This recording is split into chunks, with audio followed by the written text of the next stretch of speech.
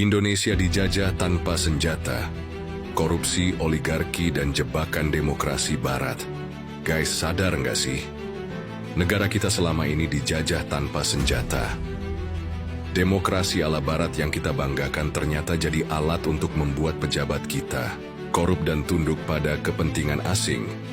Dulu kita pikir reformasi membawa kebebasan, tapi yang terjadi justru sebaliknya.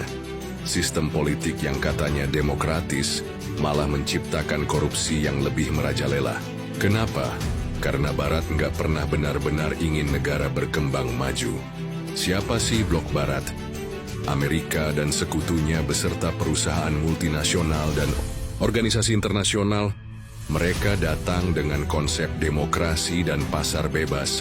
Tapi di balik itu, mereka mengontrol pejabat kita dengan utang, tekanan politik, bahkan ancaman ekonomi. Ini bukan teori konspirasi, ini fakta. Lihat aja, negara-negara berkembang yang tunduk pada Barat justru semakin miskin dan semakin korup. Dari Amerika Latin sampai Asia Tenggara, polanya selalu sama. Pemimpin pro-rakyat dijatuhkan, pejabat korup dibiarkan, sumber daya alam diambil alih oleh korporasi asing. Ketergantungan pada Barat melahirkan pejabat yang lebih peduli pada investor, asing daripada rakyat sendiri. Kenapa? Karena sistem ini menciptakan pasar politik, di mana kemenangan dalam pemilu bukan ditentukan oleh integritas, tapi oleh modal. Dan dari mana modal itu? Dari oligarki, dari korporasi asing, dari kepentingan luar negeri yang ingin memastikan Indonesia tetap dikendalikan. Akibatnya, 1. Pejabat yang korup dan tunduk pada oligarki. Mereka berutang budi pada donatur kampanye, sehingga kebijakan mereka bukan untuk rakyat tapi untuk pemodal. 2. Pejabat jujur yang tersandera sistem. Ada pemimpin yang ingin melakukan perubahan, tapi mereka dihadapkan pada ancaman politik, tekanan partai, bahkan upaya penggulingan. 3. Korupsi yang tak bisa diberantas sepenuhnya. Karena sistem ini memungkinkan korupsi tetap berlangsung selama menguntungkan pihak yang punya kuasa. Fakta-fakta. Venezuela. Hugo Chavez mencoba mengontrol minyak negaranya, AS langsung menjatuhkan sanksi ekonomi dan mendukung oposisi.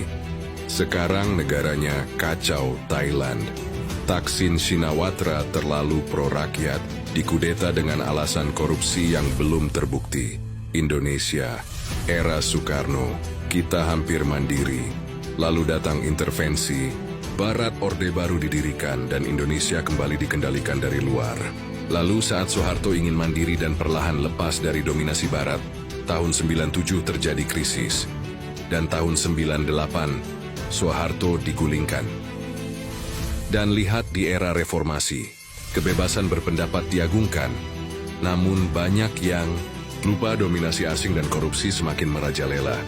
Siapa yang diuntungkan?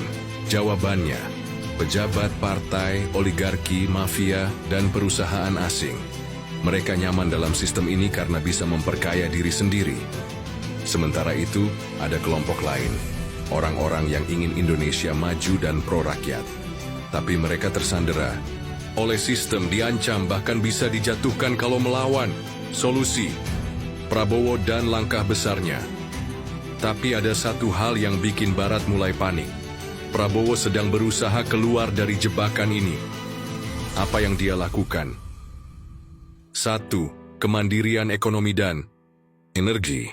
Agar tidak ada lagi tekanan dari negara asing yang bisa mengatur kebijakan dalam negeri kita. 2. Bergabung dengan BRICS dan mendekat ke Blok Timur. Karena ketergantungan pada Barat hanya membuat kita terus berada di bawah kendali mereka. 3. Pemberantasan mafia dan korupsi. Dengan mengurangi ketergantungan pada sistem yang korup, maka Indonesia bisa lebih bebas dalam mengambil keputusan. Kita bisa lihat siapa yang paling ribut. Ya, mereka yang selama ini menikmati sistem yang korup. Ini tidak mudah. Kelompok yang nyaman dalam sistem korup ini akan melawan. Mereka akan menggunakan media, LSM, bahkan tekanan politik untuk menggagalkan upaya Indonesia menjadi negara mandiri. Pemberantasan korupsi ini bukan hal mudah karena berkaitan Dengan kompleksitas politik global yang memiliki hubungan dengan mafia di dalam negeri. Sekarang, ada banyak upaya melemahkan pemerintah, karena kalau Prabowo berhasil, banyak pihak yang akan kehilangan kendali atas Indonesia. Sekarang pertanyaannya, kita masih mau dibodohi dengan dalih demokrasi ala Barat? Atau mau sadar kalau kita harus bangkit dan mandiri? Jangan sampai kita terus dijajah tanpa sadar. Saatnya buka mata dan lawan sistem yang korup. Share video ini biar makin banyak yang sadar.